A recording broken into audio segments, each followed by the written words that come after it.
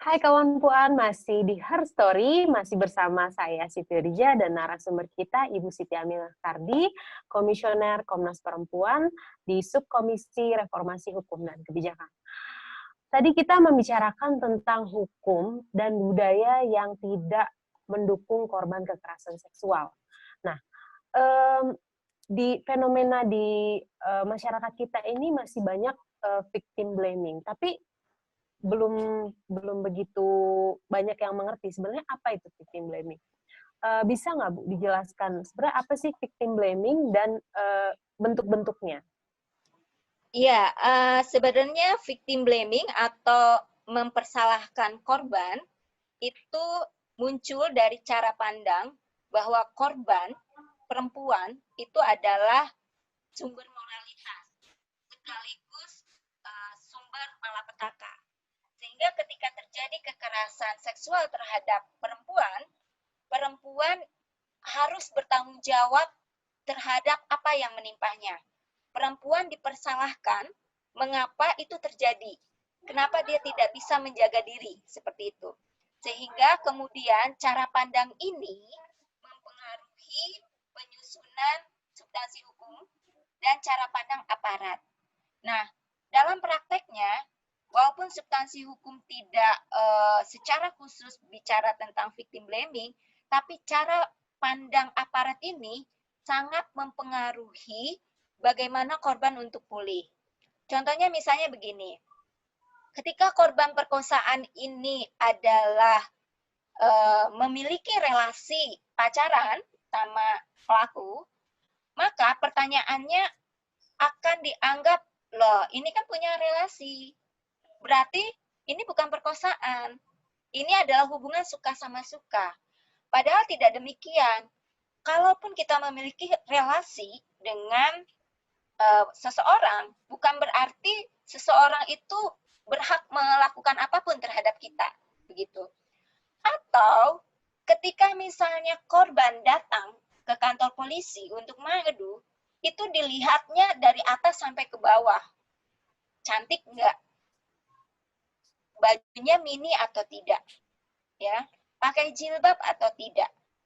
Itu dijadikan penilaian ini wajar nggak untuk diperkosa. Tapi hal tersebut tidak pernah diperlakukan kepada tersangka. Selalu misalnya masyarakat juga membenarkan. Misalnya gini, kalau perempuan korban ini memakai pakaian mini gitu ya, akan ada ucapan misalnya atau statement, kucing kalau dikasih ikan asin mana nolak. Itu kan sebenarnya menyatakan bahwa ini salah elu gitu loh. Itu pertama. Kemudian kita juga dipengaruhi oleh mitos terkait kekerasan seksual. Misalnya, kita selalu dibilang kekerasan seksual itu dilakukan di malam hari oleh orang asing. Padahal pemantauan Komnas Perempuan tidak demikian. Kekerasan seksual itu justru banyak dilakukan oleh orang terdekat dan tidak harus di malam hari. Begitu juga di tempat. Misalnya ketika di tempat kejadian ya, ketika tempat kejadian itu terjadi di rumah korban, aparat atau masyarakat akan berpikir, oh korban mempersilahkan atau mengundang atau menggoda, begitu kan? Tapi kalau perkosaan itu terjadi di kamar kos laki-laki atau di rumah laki-laki, siapa pula yang disalahkan? Yang disalahkan korban. Misalnya, kamu sih nyamperin, ya kan? Kamu aja yang mau. Nah, hal-hal seperti inilah yang disebut victim blaming. Korban dinilai bertanggung jawab terhadap kekerasan seksual yang dialami. Belum lagi ada standar moralitas, misalnya terkait perempuan yang baik itu yang virgin, misalnya yang masih memiliki selaput darah. Kultur inilah yang kemudian menjadikan korban itu tidak mau atau tidak bersuara untuk mengakses keadilannya. Itu Mbak Siti, contoh victim blaming.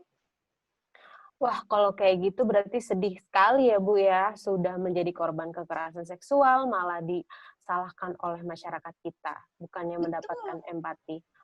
Terus kemudian, bagaimana sebenarnya pemulihan atau upaya-upaya, eee, apa namanya, upaya-upaya yang dapat dilakukan ini untuk, mengembalikan mental korban, karena korban ini kan sudah menjadi korban tapi masih disalahkan gitu. Nah, ini gimana Bu, terkait untuk pemulihan, korban sendiri? Iya, sebenarnya pemulihan itu kan karena kita menyadari bahwa dampak kekerasan seksual terhadap perempuan itu akan berlaku seumur hidup. Korban akan mengalami kerugian baik secara fisik, psikis, ekonomi, sosial maupun politik. Nah, apa yang dimaksud dengan pemulihan? Pemulihan itu kan segala upaya untuk minimal mengembalikan seperti pada kondisi sebelum terjadinya kekerasan seksual. Jadi, upaya-upaya yang dilakukan untuk memulihkan fisik, psikis, ekonomi, sosial, maupun kerugian yang lainnya. Dan untuk pemulihan ini, Mbak Siti, sebenarnya kita belum memiliki regulasi yang memerintahkan agar korban berhak atas pemulihan. Sehingga ini PR terbesar kita untuk memastikan bahwa pemulihan korban ini menjadi tanggung jawab negara. Baik, sebenarnya saya juga, penasaran nih, kalau misalkan, pemulihan kita tidak memadai secara hukum, terus apa sih langkah yang sudah dilakukan oleh Komnas Perempuan? Tapi jangan dijawab dulu, kita akan kembali lagi setelah yang satu ini.